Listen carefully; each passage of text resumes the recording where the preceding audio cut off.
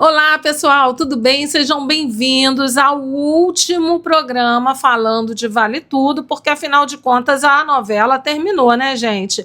Então, esse é o último programa falando de Vale Tudo. Sejam muito bem-vindos ao canal Reality Novelas. Para quem não me conhece, eu sou Tamara Milman e hoje, sabadão, 18 de outubro, eu estou passando por aqui para a gente fazer aquela nossa já tradicional resenha sobre tudo que foi ao ar no capítulo anterior, né, da novela Vale Tudo. Nesse caso, nós vamos falar do último capítulo que foi ao ar ontem na telinha da Rede Globo, né, dia 17 de outubro. Vamos falar sobre as repercussões desse último capítulo, as nossas impressões sobre o que ficaram de lacunas, pontas soltas, enfim, tem muita coisa para a gente falar. Você gostou da Odete Roitman viva? O que você acha? Você acha que a Odete Roitman teve o seu final feliz? No G-Show eles deram destaque, né, para o último capítulo de Vale Tudo. G-Show, que é da emissora, né? Um site ali ligado à emissora, um portal ligado à emissora, dizendo que Odete Roitman teve finalmente seu final feliz. Eu, particularmente, gostaria de saber a sua opinião sobre essa afirmação, tá? Odete Roitman teve um final feliz? Você gostou que ela estava viva?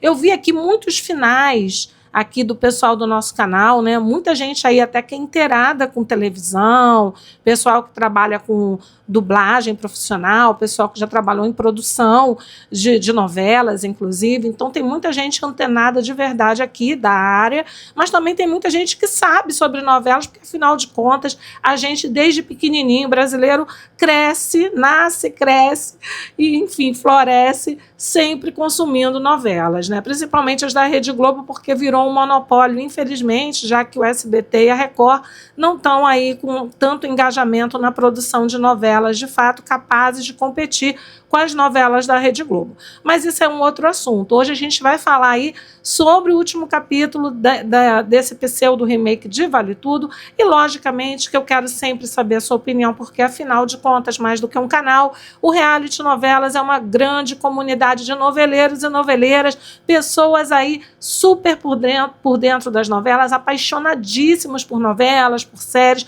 por televisão em geral, né? Então, eu conto com a sua participação. E não esquece, tá? Daquele super engajamento que só vocês sabem fazer, de deixar aqui o seu like, o seu hype nessa publicação, se você ainda tiver hype.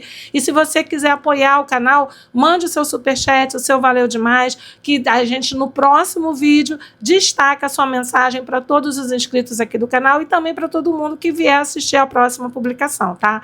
Gente, quero aqui fazer o meu agradecimento de verdade a todo mundo que segurou a minha mão aí durante toda essa cobertura da novela Vale Tudo. Vocês aqui do canal são super da hora, são demais, de verdade. Gratidão a todos os inscritos, aqueles que geralmente eu menciono os nomes, porque estão sempre aí em todas as publicações, em todas as estreias, comentando, mas também quero agradecer aqueles que ainda não tive a oportunidade de falar o nome aqui, mas todos são muito importantes e o meu muito obrigada de verdade a todos os inscritos aqui do canal, tá? E em especial quero mandar um abraço aí para a Maria Cláudia Toledo, Nandico, a Carla Kise, que ontem acompanharam comigo a transmissão, né, do último capítulo da novela Vale Tudo. A gente que estava aqui numa live para os membros do canal e eles também seguraram a minha mão nesse momento. A gente trocou várias ideias, rimos muito, falamos sobre tudo um pouco. Então, você também que quer aí uma abordagem mais intimista, quer trocar mais ideias com a gente aqui do canal, inscreva-se no nosso clube de membros. Tem 2 níveis, tá? Os antenados e os televisivos. Inscreva-se, porque aí você vai ter mais um pouquinho de acesso aí aos nossos conteúdos, às nossas lives, enfim, vamos interagir um pouco mais de forma mais intimista. Mas se não der, continua aqui com a gente no canal, não solta a minha mão não, porque a gente vem aí com a cobertura da novela Três Graças, de autoria do Aguinaldo Silva, que é um craque na arte de escrever novelas. Eu não tenho a menor dúvida de que Três Graças vai ser sucesso absoluto, tá? Parece uma trama bem envolvente. Eu vi o trailer, quem puder ver o trailer, tá? Da novela Três Graças, veja, porque eles vêm com tudo. Murilo Benício, Grazi Massafera, Sophie Charlotte, Dira Paz. Gente, a novela promete, de verdade, eu acho que vai entregar, viu? Quem quiser, está convidadíssimo a se inscrever aqui no canal, ativar as notificações e ficar com a gente para acompanhar essa cobertura total da novela Três Graças. Graças a Deus, Vale Tudo terminou, né, gente? Porque ninguém aguentava mais. E vamos agora ao que interessa, falar sobre o último capítulo desse pseudo-remake. Bom, gente, que a novela foi fraca, né? Que a novela, enfim, teve uma abordagem muito inverossímil, muito distante do cotidiano, distante de uma realidade minimamente aceitável. Isso todo mundo já sabe. Agora, ontem, gente, o último capítulo teve menos audiência que o capítulo onde Odete Roitman foi morta, tá? Porque quando teve a morte de Odete Roitman, a Globo conseguiu bater os tão almejados 30 pontos no Ibope na Grande São Paulo. Aliás, ultrapassou, ficou 30,90, se eu não estou enganada, tá? Mas ontem, na noite de ontem, essa audiência não foi lá grandes coisas para um último capítulo. Aliás, Vale Tudo surpreendeu negativamente porque na sua penúltima semana teve números mais elevados, né? Passou dos 30 pontos na segunda-feira da penúltima semana, que foi ao ar a morte da Odete Roitman. Depois, nos demais capítulos, ficou ali com média entre 29, alguma coisa, tá?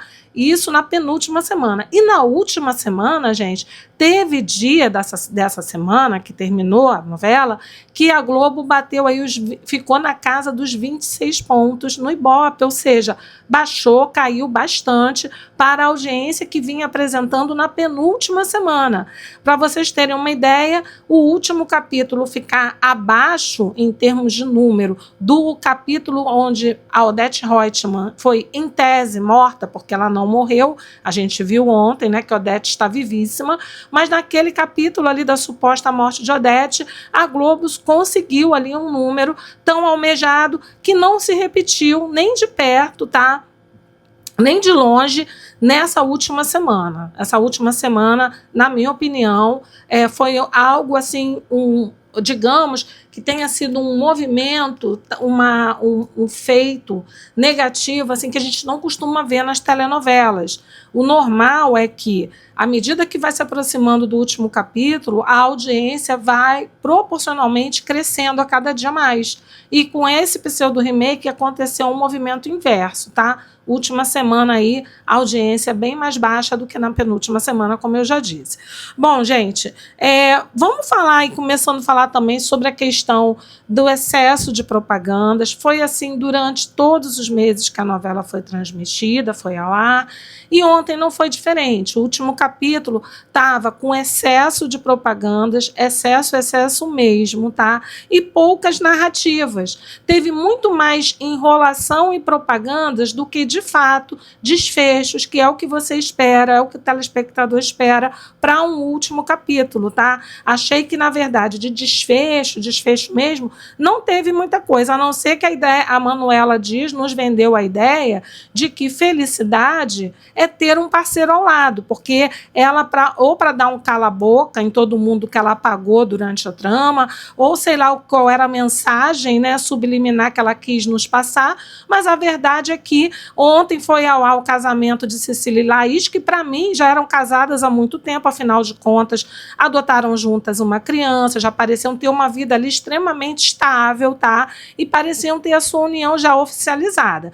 Mas eu acho que foi a forma que a Manuela Dias encontrou para dar algum destaque, algum desfecho para esse núcleo de Paraty, que de fato sofreu um grande apagamento durante toda a trama, e foi a única maneira, talvez, que a autora encontrou para poder mostrar ali Sarita, Laís, Cecília, o amor das duas, né, de Cecília e Laís, da criança, a família linda que formaram. Foi, acho que, a única forma que a Manuela Dias encontrou para poder dar esse destaque a um núcleo que merecia, ao longo da trama, ter tido um pouquinho mais de destaque, mas infelizmente foi completamente apagado, tá? Ontem também ela mostrou todo mundo ali de par, tá? Mostrou ali o casamento da Raquel, Thaís Araújo, lindíssima, lindíssima, arrasou no visual, né? Renato Góes também. Então teve ali o casamento de Raquel e Ivan, tiveram sim o seu final feliz, o casal merecia, com a linda entrada do Bruno com o Salvadorzinho nos braços, levando as alianças. No casamento de Cecília e Laís também foi a Sarita levando as alianças. Mas assim, gente, se vocês notarem bem, nos casamentos, principalmente no casamento da Raquel com o Ivan, aparece ali todo mundo em par, todo mundo em casal, tá? Aparece a Consuelo com Jarbas, claro, são casados, a também filha dela, né, Daniela, que casou com o Luciano e estava grávida, inclusive, né? Apareceu ali o Vasco com a Lucimar, Aldeide com o André, Poliana com a Marieta. Então, assim, parecia que para você ser feliz, isso também é tanto de casais, também se repetiu lá no casamento de Cecília e Laís, sentimos a ausência, pelo menos, de algum representante da família ali da Celina, porque, afinal de contas, Laís e Cecília eram amigas de Celina de longas datas, muito antes de serem amigas de Raquel, tá? Tinha uma grande proximidade ali com a família Reutemann. Lógico, a Heleninha ainda estava presa quando elas casaram, né? E também o Marco Aurélio e a Leila estavam ali em prisão domiciliar com tornozeleira eletrônica, foi o que deu a entender ali.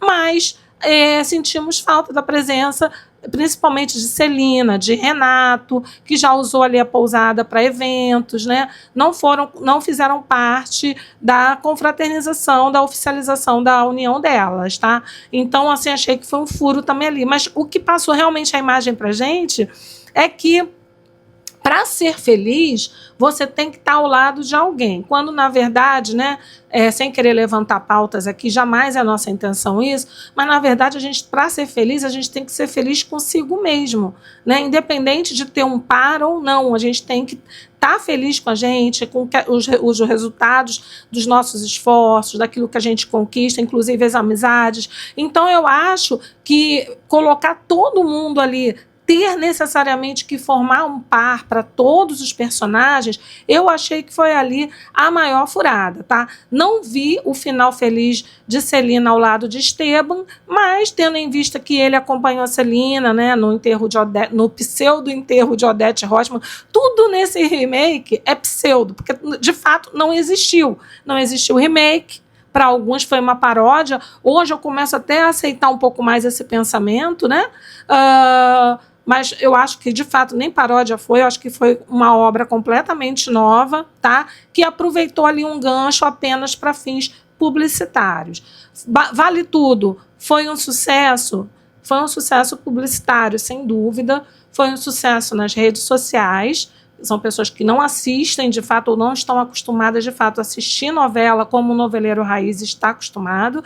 Mas, assim, a nível da produção como um todo, infelizmente, deixou bastante a desejar em todos os sentidos. A obra ficou muito abaixo das expectativas. E eu tenho mania de dizer que o noveleiro raiz é que nem aquela pessoa que é cinéfila, né, que é apaixonada por cinema. Gente, não importa. Se você começar a assistir uma obra, começar a assistir uma novela ou começar a assistir um filme, se você for cinéfilo, ainda que em determinado momento desande, comece a ficar chato, monótono, você não vai largar de mão, você vai ficar curioso para ver o desfecho. E foi o que aconteceu com esse pseudo remake. Eles trouxeram um público que há muito tempo estava afastado de acompanhar as telenovelas da Globo, o público voltou engajado, voltou numa grande expectativa, não de ver algo igual, de jeito nenhum, mas de ver algo que merecesse o título da novela, tá?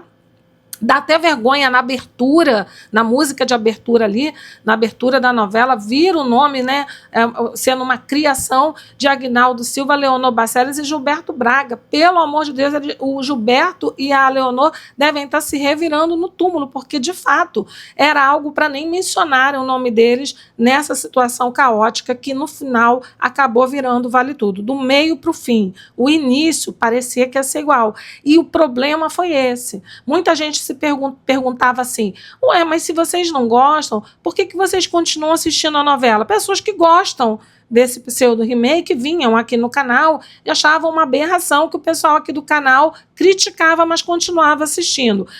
para quem não está acostumado, né, as pessoas fazem essa abordagem. Mas, gente, quem gosta de novela, quem é noveleiro raiz, quem costuma assistir novela, quem também gosta de cinema, quem é cinéfilo, não vai largar pela metade. O negócio é o seguinte, ou você não assiste, não começa nem a assistir, ou se você começar a assistir, ainda que do meio para o fim fique ruim demais, você não vai largar de mão, porque você vai ficar curioso para saber o final. Essa é a grande verdade, tá? Então fica aí alguma justificativa, se é que precisava, para as pessoas que sempre ficavam se questionando, mas se vocês não gostam, por que assistem? É por isso, tá certo? Porque aqui no canal Reality Novelas, a maioria dos inscritos são, de fato, noveleiros aí, daquele tipo raiz, tá? Bom, gente, além disso, tá?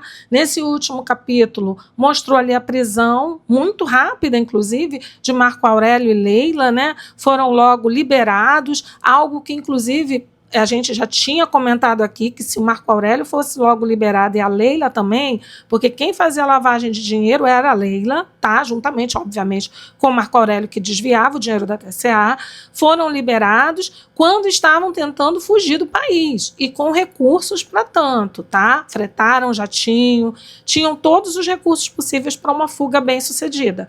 E aí, gente, a Heleninha continuava ali meses e meses presa, tá? Ela que, como o Renato falou para a Celina, pô, que absurdo, Celina, o Marco Aurélio já foi liberado, entendeu? Foi preso aí, tentando fugir do país, e a Heleninha continuar presa. Então, esses absurdos, essas incongruências, quer dizer que o próprio pessoal da produção da novela, em algum momento, percebeu que não fazia sentido essa narrativa. Só que eles, me parece, tá, que a autora Manuela Dias, e o nome dela vem sempre na frente, porque embora tenham coautores, mas quem assina a novela como sendo a responsável por esse pseudo-remake é ela. Então, ela me parece muito teimosa, tá? E me pareceu ali que não foi feita a devida pesquisa, principalmente na abordagem jurídica, na abordagem médica, que envolveram cenas importantíssimas no desenrolar desse pseudo-remake, principalmente no desfecho da trama no capítulo final. Tá? Então, essa incongruência foi colocada pelo Renato. Ele falou, Celina, não é possível. O Marco Aurélio já foi liberado, foi pego tentando fugir, foi preso tentando fugir do país. A Heleninha é primária, né? Nunca tinha cometido crime nenhum. Ela é primária, ela não estava tentando fugir, ela tem residência fixa, enfim. Ela não precisava estar presa até aquele momento durante tantos meses, que foi o que deu a entender, embora a novela não especifique quantos meses se passaram, nada disso. Nunca ficou muito claro isso, a passagem de tempo durante essa novela, tá? Bem, mas então foi ali o Marco Aurélio e a Leila soltos logo, tá? O Marco Aurélio fez até ali, teve uma piada da autora, né, sobre pessoas que são presas e usam argumentos falsos para poder conseguir a prisão domiciliar, para conseguir ali ficar com o uso de tornozeleira eletrônica fora do cárcere, né, de penitenciária, prisão normal. Aí falou ali, botou que o Marco Aurélio tinha problema de saúde e que por conta dos problemas de saúde que ele tinha, que o filho, o Tiago, ficou até com vergonha, falou, você é uma pessoa super saudável? Ele, você não sabe como seu pai é. E teve que mentir para a justiça para conseguir ali a autorização para ser liberado do cárcere e ficar em prisão domiciliar utilizando tornozeleira eletrônica.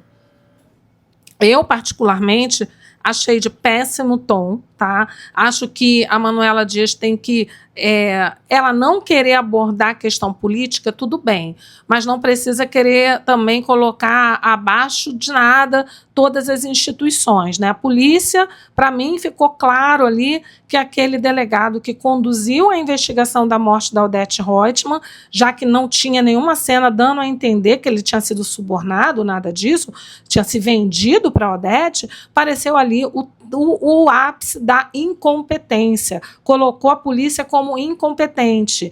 Quem fez a perícia no corpo? Tinha um corpo? De quem era esse corpo? Quem foi enterrado como sendo Odete Roitman? Quem foi periciada para ter laudo de exame cadavérico como sendo Odete Roitman? Porque para se abrir uma investigação por homicídio, ainda mais como eles abriram, né, onde eles foram ao local do crime e pegaram o corpo, às vezes não tem corpo na investigação, investigação, o pessoal ficar em busca do corpo. Mas, obviamente, no caso da Odete Roitman, ela ficou horas ali naquele quarto do Copacabana Palace, baleada, sangrando.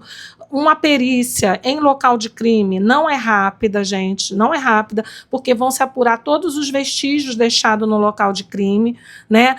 O cadáver foi removido e, obviamente, aí é levado para o Instituto Médico Legal para ser periciado, para que seja feito o laudo de exame cadavérico. Então, ali vendeu uma imagem da polícia super negativa, vendeu uma imagem de um delegado incompetente, até naquela história de fornecer cópia do inquérito ao Bartolomeu. Me admirou muito que a Associação dos Delegados de Polícia do Rio de Janeiro e a Associação dos Delegados de Polícia a nível de Brasil, ninguém se manifestou em nota contra aquele absurdo e contra aquela imagem super negativa que a autora Manuela Dias tentou passar ali, principalmente da figura do delegado de polícia, mas da polícia como um todo, tá? Da polícia técnico-científica, enfim.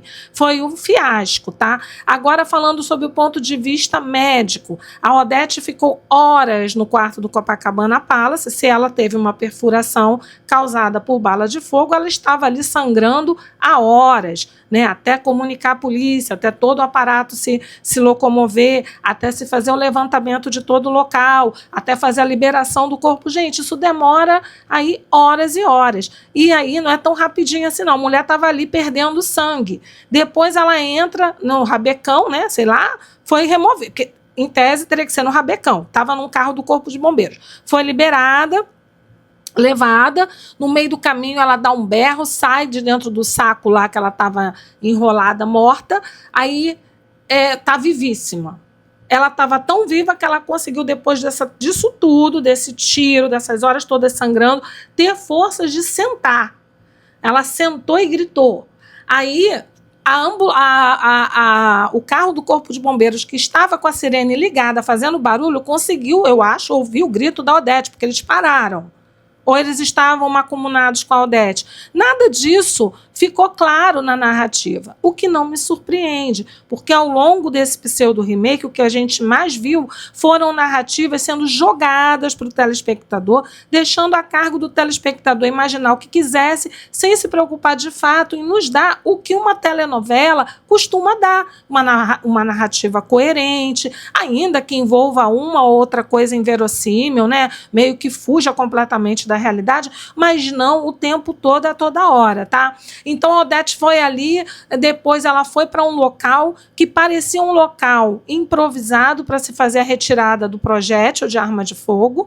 Ela, de fato, foi alvejada, não foi uma simulação, e ali ela foi operada sem balão de oxigênio. O Nandico, que estava assistindo aqui com a gente a live dos membros, falou assim, pô, guerreira, sem balão de oxigênio.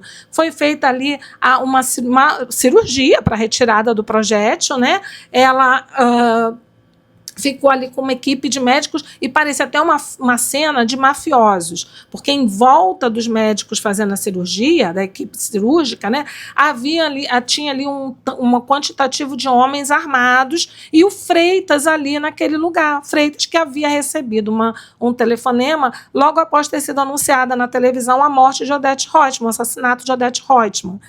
Quem chamou o Freitas? Se a Odete estava lá desacordada, entre aspas, aparentemente morta, no local do crime. Quem acionou o Freitas? Quem mais estava por dentro dessa articulação junto ao Freitas? Que o Freitas se prontificou para a Odete quando ela se despediu do pessoal da TCA, ele foi muito solícito, disse que ele estava com ela para o que ela precisasse, e isso ele fez. Mas quem é que tinha o contato do Freitas e ficou ali incumbido de ligar para o Freitas logo após a morte da Odete ter sido anunciada? Essa Odete estava lá no local do crime com toda a equipe da polícia. Ninguém ficou sabendo, isso não foi revelado. E seria muito interessante para um último capítulo que, ao invés de ficar com tantas propagandas durante o capítulo, deixa as propagandas para o intervalo, Globo. Deixa as propagandas para o intervalo. Não precisa ficar toda hora dentro do capítulo, não, sabe? Eles até faziam meio que um mini intervalo dentro do capítulo, sendo que não era nem horário, né, do intervalo em si. E a enrolação, tentando fechar aqueles núcleos que não tinham mais narrativa nenhuma, quando o que interessava para o telespectador, de fato, era uma explicativa lógica para esse desfecho da Odete Roitman. Tinha que ficar isso claro em algum momento, e não ficou. Depois mostrou o quê? O Freitas lá com o tal do Will, num bangalô, né, de luxo, numa praia paradisíaca, o telefone dele toca novamente, e aí ele diz que vai providenciar. Mas isso já tinha ocorrido ali, a cirurgia improvisada, num centro cirúrgico que parecia ser num porão, cercado de homens armados para tirar o projétil do corpo de Odete Roitman sem nenhum balão de oxigênio, depois da mulher ficar horas e horas perdendo sangue. Não teve transfusão, não teve nada. Odete ficou vivíssima da Silva. Gente, é exagerar do poder de narrativa, tá? É exagerar do poder de subestimar a inteligência do telespectador. Muita gente, o público, ficou extremamente revoltado com esse desfecho dado por Manuela Dias, que não explicou esses detalhes todos, tá? Tipo, como é que Odete vai abrir mão do nome dela, um nome de peso, né, porque ela foi dada como morta. A matéria do G-Show fala que ela forjou a própria morte. Depende do ponto de vista, porque não estava ajustado com ninguém aquele disparo que ela recebeu. Ela foi alvejada de fato, ela foi baleada de fato. Ocorreu. Havia ali o Marco Aurélio com a intenção de matar Odete Roitman. Então não foi nada combinado.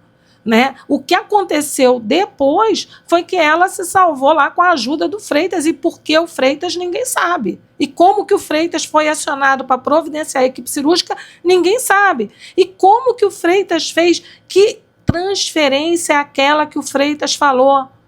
Qual o quantitativo de dinheiro que foi transferido para a Odete para que ela possa continuar vivendo numa vida de luxo que ela está acostumada, agora que ela não é mais Odete Roitman?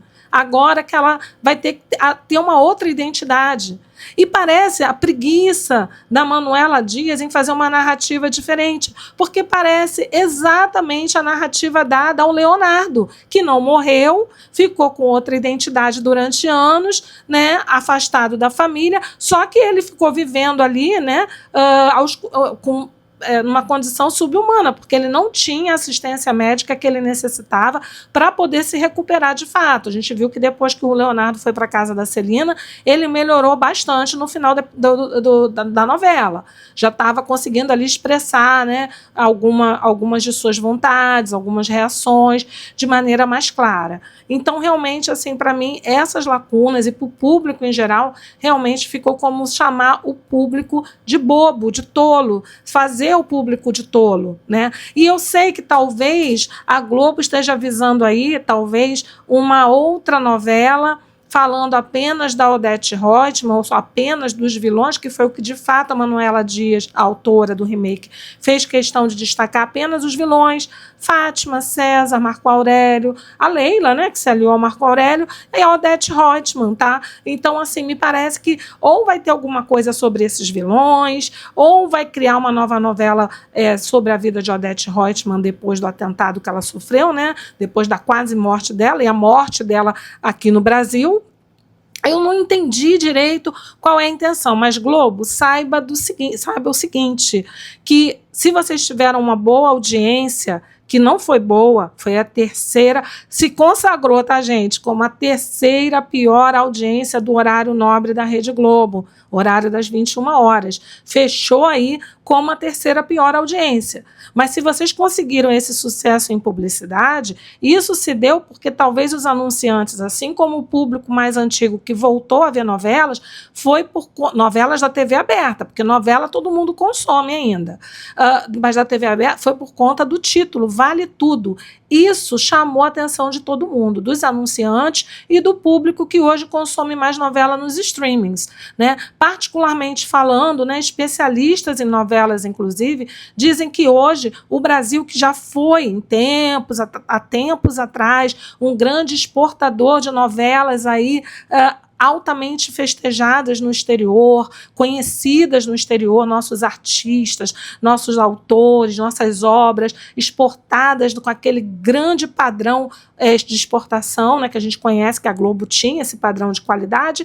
Hoje em dia, o Brasil está bem atrás, tá, da Coreia e da Turquia na produção de novelas. Coreia do Sul aí e Turquia esbanjando talento, as tramas são muito bem feitas, ainda que as novelas coreanas tenham, por exemplo, 16 episódios, são novelas que têm uma trama muito bem concatenada, envolvente, que prende a atenção do telespectador, que tem desfechos coerentes. Claro que em alguns momentos foge um pouco da realidade, é inverossímil, isso acontece em todas as obras, gente, mas no geral é uma coisa lógica, tá? É uma narrativa lógica. As novelas turcas dão show de atuação, show no enredo, show em tudo, tá? Em cenários, tudo. Então, assim, hoje o Brasil realmente está muito atrás da Turquia e da Coreia do Sul na produção de novelas que conquistam não apenas o seu território, mas todo o mundo. E eu acho que esse pseudo-remake de Vale Tudo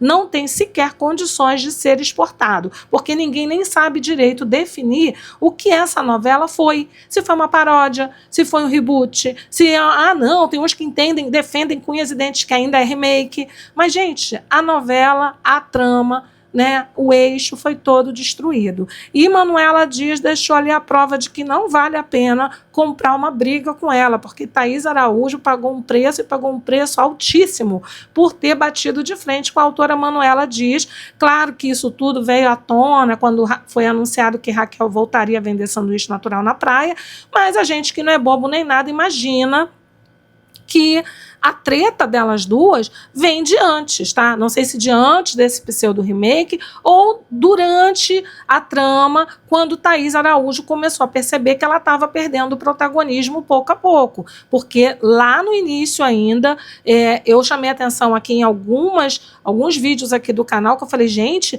tem capítulo que a Raquel sequer aparece. E isso não estava nem na metade da novela. Então, logicamente, que a atriz que vai recebendo todo o roteiro antes já estava percebendo o apagamento do seu personagem. E, logicamente, que a Thaís disse, né, que ela só aceitou fazer a Raquel por conta do que lhe foi prometido, do protagonismo da personagem, da forma dela poder mostrar o empoderamento da mulher negra no mercado de trabalho, a força dessa mulher, né, o poder que a mulher negra tem de chegar ao topo, se manter no topo, que infelizmente ainda existe muito preconceito, isso é um fato. Né? E assim, muita gente alegou que houve preconceito dentro da novela por parte de Manuela Dias com alguns atores e atrizes negros. Eu não acho que tenha sido isso, tá? Eu achei que foi ali mais uma questão de vingança. Quem ousou, se em algum momento, questionar aquilo que ela estava escrevendo e entregando, ela foi lá e deu um troco que custou ali praticamente o personagem como um todo, porque a Raquel só ficou ali mantida na trama porque tinha que manter mesmo, que era a mãe da Maria de Fátima, né? Mas de resto, a Thaís sofreu um apagamento tão grande que no último capítulo de ontem, quando eles foram anunciar que a empresa fechou no azul, que iria adotar uma política de participação nos lucros para todos os funcionários, quem mais falava e explicava isso tudo era o Poliana, a Raquel falou só no final, e depois o Bartolomeu entra anunciando que vai ter uma entrevista, uma reportagem sobre empreendedorismo, tá? E aí o crédito é dado ao Poliana e não à Raquel, quando, na verdade, o rosto da Paladar é o da Raquel, né? A Raquel representa a Paladar. Aquela história que a Marieta plantou na cabeça do Poliana, que aquilo ali, para mim, foi contrariando todos os princípios de ética e de amizade, porque o Poliana e a Raquel tinham uma amizade onde estava muito bem delimitado o papel de cada um. E ele sabia que o rosto da empresa era o da Raquel. E isso acontece com grandes marcas, gente. Existem ali vários sócios, mas tem sempre um que é o rosto da empresa. Então, aquela história que a Marieta plantou ali na cabeça do Poliana, ele inclusive destacou isso para ela quando ele a chamou para morar com ele, né, para eles assumirem o romance deles morando juntos agora, subindo mais um degrau na relação. Me pareceu ali que meio que forçou a barra. Amigos, de fato, como ela tenta vender, aquela história, quem tem um amigo tem tudo, que ninguém aguenta mais essa música, graças a Deus não vamos mais ouvir, pelo menos não na telinha da TV, quem quiser vai ter que ir para o Spotify ou para essas plataformas aí de música. Mas, gente, muito chato, tá? Essa questão do Poliana, querer também ser o rosto da Paladar, enfim, são amigos desprovidos desses sentimentos menores de cobiça, de inveja, de despeito, ou não são amigos. Tem que se resolver, Manuela Dias. Não ficou legal, tá? Ela ali foi mais uma oportunidade que a autora apagou de vez a Raquel, que só se destacou em seu casamento, porque não tinha jeito, né? Era o casamento dela com o Ivan, quem mais ia se destacar no casamento? Mas foi uma cena só, e ela aproveitou ali para mostrar que vida feliz é vida que forma casal, tá? Sem formar casal, ser feliz sozinho não é opção, aparentemente, para a autora Manuela Dias, já que ela não botou ninguém verdadeiramente feliz na novela, no final da novela, que chegou ao fim da novela tendo seus amigos, sua vida, suas conquistas, mas não necessariamente tendo um par romântico, né? Eu acho que isso aí está meio ultrapassado, viu, Manuela? Bom, aquele texto também medíocre da Maria de Fátima com o seu fazendeiro, né? Pegou ali um homem bem mais velho para casar com ela, milionário. O Olavo até disse que esse homem era mais rico que o César. Ela que estava ali como gerente de uma padaria, sabe-se lá como, né? Porque ela entrou na padaria grávida do Salvadorzinho. Virou gerente ainda grávida do Salvadorzinho. Salvadorzinho nasceu, ela disse para o Olavo, eu não dou para essa vida. E falou para a mãe dela também, para Raquel, que ela não dava, ela até tentou, mas ela não dava para a vida de quem ganha um salário mínimo e pega um ônibus lotado. E aí ela pediu demissão, tá? Depois dela assinar os papéis da rescisão dela, porque ela pediu demissão da padaria, ela vai lá, entra no balcão da padaria sem provocar estranheza em ninguém do local e atende o seu fazendeiro, que vem depois, posteriormente, a virar seu marido, tá? E serve lá uma água para ele, não cobra, né? Fica de graça por conta da padaria, né? Porque a Fátima já estava saindo. Ficou de graça para ele, mas ela pegou, anotou ali o telefonezinho dela e falou para ele que ele ia precisar dela para entrar em contato. Ou seja, vamos dizer aí uma prostituta de luxo, né? Porque ela aproveitou ali uma oportunidade, é o que ela sempre foi, na verdade, que inclusive, quando o César chega lá, sei lá sob que pretexto, ele foi de fato parar lá no Mato Grosso, parece que era Mato Grosso, no Centro-Oeste, lá nas terras desse fazendeiro rico que a Fátima fisgou como marido, esse senhor, César vai, pede para ir ao banheiro, tem que passar ali pelas baias onde estão os cavalos, e ele surpreende, assim, ele vê de longe, né, uma mulher se agarrando com um bonitão fortão lá. Então Fátima anda aprontando das suas também com o atual marido. E não deixou barato, né? O César, que já tinha dito para o Olavo que tinha andava sonhando com ela, o Olavo falou, pô, mas você foi muito, muito cretino com a Fátima, né? Ele não usou essas palavras, mas quis dizer isso. Aí ele disse, eu ando pensando nela direto. Já eram tempos depois, não sabemos quanto tempo, porque isso a Manuela Dias não faz questão de dizer para o telespectador, e aí ele reencontra a Fátima nessa fazenda e pergunta para ela, seu telefone ainda é o mesmo? Ela e o seu? Aí não, ele falou, e o meu também. E aí fica meio que dando a entender que eles vão voltar a se encontrar e a ter os esqueminhas deles, agora ambos milionários. Fátima que fez questão de dizer que o marido deu até apartamento em Nova York para ela. Gente, assim, pensando em tudo que a Fátima arquitetou ao longo da novela, que ela queria ser rica, que ela queria marido rico, quando ela pensou em ter um filho do Afonso, justamente foi para ela poder também assegurar ali uma pensão, né, para ter uma pensão, para ter dinheiro, tirar dinheiro dos Reutemann. Pois bem, o César foi ali herdeiro de 50% das ações da Odete, ficou bilionário. Não deu para entender como que a Fátima ignorou esse fato durante toda a gestação, depois que teve o Salvadorzinho, que ela até assinou os papéis para a Raquel adotar o filho dela, né? A Raquel ficar com o neto, ainda se desfez meio que ali, falou, cuida aí, fica com ele mesmo, tal, não demonstrando o menor amor pela criança. Aí foi lá, assinou, a Daniela providenciou a papelada, pelo menos da guarda por enquanto. A Raquel falou que a adoção é um procedimento mais demorado, e é mesmo. E aí ela foi embora, falou que não sabia nem quando voltava para ver o filho. A Raquel perguntou, quando você vem ver o Salvadorzinho? Ela, não sei. E, de fato, largou de mão a mãe, o filho, e foi lá viver a vida dela de esposa de luxo, né? Querendo ser ali, casou com um homem bem mais velho para usufruir a vida de luxo. Mas assim, e a questão do César? Se ela é tão doida pelo César assim, por que ela então não exigiu lá desde o início alguma pensão, né? Ainda que estava grávida, tem direito por lei à ação de alimentos gravídicos. Por que não acionou o bonitão, o gigolozinho? Gigolô não, ele como é o nome? Micheteiro, porque ele fazia programa, o César, né? Outra coisa que não dá para entender. Qual foi o benefício que a Odete teve com toda essa armação de deixar metade das ações dela para o César, tá? Assim, lógico que a gente sabe que quando se trata de casamento, em união estável, tem toda uma questão, né, de meio a meio ali e tal, só que não deu para entender a armação da Odete. O que a Odete queria, o que ela ganhou com isso ao deixar 50% das suas ações para o César. Aliás, o que ela ganhou firmando ali um contrato de união estável com o César, que eu no início pensei até que era casamento, que ela anunciou que ela ia se casar, né? Depois, no decorrer da novela, veio a história que era um contrato de união estável. O que ela ganhou com isso, a Odete Roitman, que era acostumada a ter todos os homens que ela queria, mandar nos homens, o que ela ganhou especificamente com isso, principalmente indo embora, né, sem poder usar do próprio nome? Eu não vejo, gente, final feliz para Odete Roitman. A única coisa que eu vejo é que essa autora aí, Manuela Dias, satisfez pelo menos uma única vez a vontade do seu público, porque quem gosta, né, quem estava gostando desse pseudo remake, queria a Odete Roitman viva, porque achou que a Débora Bloch carregou esse pseudo remake nas costas. E de fato carregou, tá? A Débora Bloch, que eu tenho uma ressalva, lá no início da novela, quando eu acho que não tinha ficado claro para ela que essa se tratava de uma outra Odete Roitman, ela me parecia ali insegura em interpretar a Odete Roitman.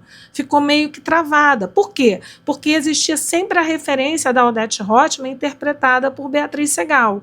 Eu acho que quando ela percebeu, e a Débora Bloch é uma excelente atriz, é uma grande atriz, assim como esse elenco está recheado de grandes artistas, tá? Grandes atores e atrizes que foram subaproveitados. Quando ela percebeu que o perfil dessa nova Odete Roitman era diferente do de Beatriz Segal, e ela percebeu que ela poderia, de fato, dar alma à sua Odete Roitman, aí ela se soltou de vez e usou e abusou do seu talento, que foi feito ali com maestria a interpretação de Odete Roitman, depois que ela percebeu que era outra pegada. Mas no iniciozinho lá, que parecia que a novela ia seguir a mesma onda da original, ela ficou, eu achava que ela estava meio travada em tudo, até na forma de falar. Mas aí depois foi melhorando, tá? Assim como também ontem eu comentei com os membros aqui do canal, o pessoal concordou comigo, eu não sei a opinião de vocês, quero saber, tá, gente? Eu estou falando aqui, mas quero saber a opinião de vocês. A gente estava comentando que Bela Campos, eu acho que foi um erro na escalação, acho que Paola Oliveira foi um erro na escalação, acho que teriam nomes melhores, de fato, tá? Para interpretar esses personagens, Heleninha, Maria de Fátima, mas a Bela Campos, depois de tantas críticas, ela foi ali meio que, entre aspas, espancada com críticas, né? Ela, nesse finalzinho, na reta bem final mesmo desse pseudo remake, ela conseguiu ali ter uma atuação mediana. Não chegou a ser uma atuação, que maravilha, de Maria de Fátima, que maravilha de vilãzinha, mas ela conseguiu melhorar um pouco mais, ficar um pouco mais natural, e diferentemente da artificialidade, da forma forçada, que praticamente reinou durante toda a novela Vale Tudo, esse pseudo remake aí, onde Bela interpretou uma Maria de Fátima bem descaracterizada, e mesmo dentro dessa nova caracterização dada por Manuela Dias, ainda soava bastante forçado e abaixo da expectativa para a personagem, tá? Mas agora, no finalzinho, ela se encontrou. Pena que foi tarde demais, né? A gente queria ver um pouco mais dessa nova atuação, dessa nova forma de encarar a personagem. Bom, gente, Então, falamos aí, né, por fim, de tudo isso. Marco Aurélio, assassino de Odete Roitman, aquela cena também super inusitada, né, porque a Odete lembrou que a Heleninha tinha ido até lá, tinha atirado nela, tinha errado o tiro e tinha ido embora. E aí a Odete, sabendo que o Marco Aurélio já tinha tentado matá-la, sabendo quem era o Marco Aurélio, ela pega... Aliás, gente, mesmo que você não saiba como é a outra pessoa, quem é que deixa uma arma em cima de uma mesa à vista de quem quiser ver? Quem entrar no local vai ver a arma ali em cima da mesa. Se a Heleninha atirou, errou o tiro, deixou a arma lá no chão com as impressões digitais dela e foi embora, sei lá como foi, o que é normal fazer? Qualquer pessoa. Normal fazer é recolher aquele objeto ali, que é altamente lesivo, e guardar em algum lugar seguro para depois chamar a polícia, fazer alguma coisa.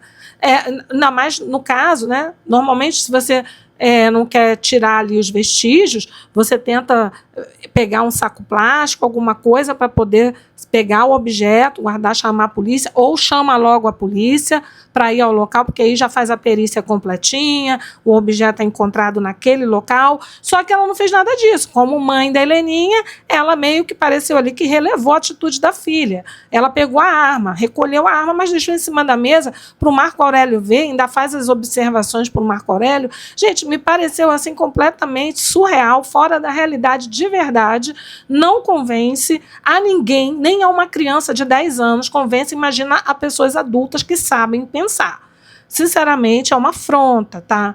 É uma afronta. A gente não quer avacalhar o trabalho de ninguém, a gente sabe que até mesmo a autora Manuela Dias deve ter sofrido pressões da cúpula da Globo, porque todo mundo estava interessado em fazer dinheiro, merchandising, ganharam muito dinheiro com isso, mas deem um pouco, olhem com mais carinho para a nossa teledramaturgia, olhem com mais carinho para os atores e as atrizes. É muito triste você ver pessoas... do naipe da Thaís Araújo, da própria Malu Gali, tá? Enfim, de tanta... Da Carol Dickman, enfim, pessoas que estão ali, que não foram devidamente ali exploradas na arte de atuar. E se fossem, teriam dado um resultado, haveriam ali feito uma entrega muito maior, tá? Então, acho que foi uma grande bola fora, nota 0, vou fazer que nem a Ana Luísa Santiago, nota 0 para a Manuela Dias, nota 0 para essa cúpula aí da Globo, que é responsável por essa parte de produção de novelas, porque realmente mostraram que não pensaram nem no seu elenco, não pensaram na parte profissional dos artistas envolvidos, não pensaram no grande público, subestimaram demais a inteligência do público e pior, né? Fizeram uma obra, pegaram uma obra icônica, uma obra primorosa para transformar numa coisa que dá até nojo da gente assistir. A verdade é essa, né? A gente fica até com raiva, que nem o pessoal falava aqui, vamos passar raiva nesse último capítulo, porque quem gosta de novela já sabia que viria um último capítulo péssimo. Até Carla Kise comentou lá na nossa live dos membros, ela disse assim, gente, mas sejamos sinceros, vocês esperavam algo melhor do que foi ao ar? Vamos falar a realidade. Claro que não, né? Ninguém esperava, a gente esperava realmente esse fiasco que foi. Mas olha, eu vou te dizer... Dizem que foram gravadas 10 versões para o final de Vale Tudo. Desse pseudo remake de Vale Tudo. Eu acredito que eles pegaram a pior versão para colocar para o público, infelizmente, tá? Porque acho que pior do que aquilo não poderia ficar. Bom... Então ficou muito essa dúvida, né, de por que foi o Freitas o escolhido para ajudar a Odete Roitman, por quem acionou o Freitas quando a Odete estava lá baleada, ensanguentada, desacordada no local da perícia lá no Copacabana Palace, e até mesmo sendo transferida ali naquela ambulância, né, do Corpo dos Bombeiros, como que o Freitas já tinha ao seu dispor toda aquela estrutura para fazer aquela cirurgia clandestina na Odete, né? Do ponto de vista médico, aquilo ali é inacreditável, né? É surreal, sem balão de oxigênio, sem nada, tá? Uma equipe que se formou rapidamente para uma mulher que já estava sangrando há horas, né? E aí tem também aquela história de esclarecer como que a Odete vai viver a partir de então, com que dinheiro, se as ações dela, metade foram para o César, outra metade foram para os filhos, a empresa que ela ajudou a erguer, a construir, a se tornar uma potência, ela perdeu tudo, porque ela não existe mais, para todos os efeitos. Qual foi a vantagem da Odete forjar a própria morte? Se até Marco Aurélio, que foi pego em flagrante, conseguiu sair com tornozeleira eletrônica, entendeu? Então, para mim, me pareceu ali uma coisa completamente sem sentido e, logicamente, como dizem alguns inscritos aqui, que ao contrário do que se costuma fazer nas novelas, que lá no final se publica ali, né, a legenda fim, dessa vez foi só a Odete Roitman, perdoem o meu francês, eu não sei falar francês, falando a revoar Brasil, Odete Roitman sempre volta, dando a entender que teria ali uma continuidade. Eu espero que a Globo, de fato, não faça essa continuidade, porque vai ser um tiro no pé.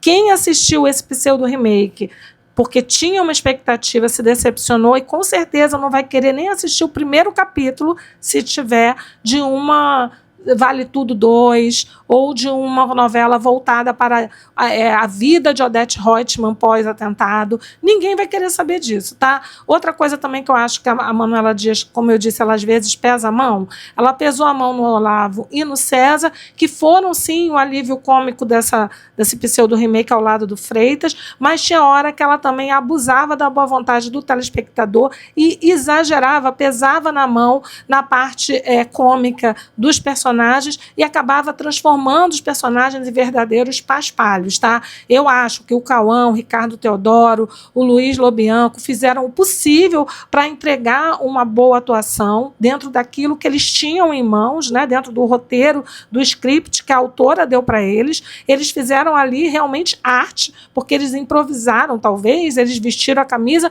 para poder entregar alguma coisa para o grande público, porque o ator e a atriz, eles querem brilhar, né? Mas, de fato, acho que a Manuela Dias ela não sabe ali o meio termo. Às vezes, meio que foge ao bom senso e ela foge do meio termo, exagera demais, e aí o que estava dando certo acaba dando errado. No final, o capítulo final, parece que César e Olavo saíram como dois grandes paspalhões que não sabiam nem para qual rumo tomar, não sabiam nem o que estavam fazendo da vida, sendo César ali bilionário, tá? O Freitas também, o Eugênio Luiz Salem, eu acho que merecia um desfecho melhor, tá?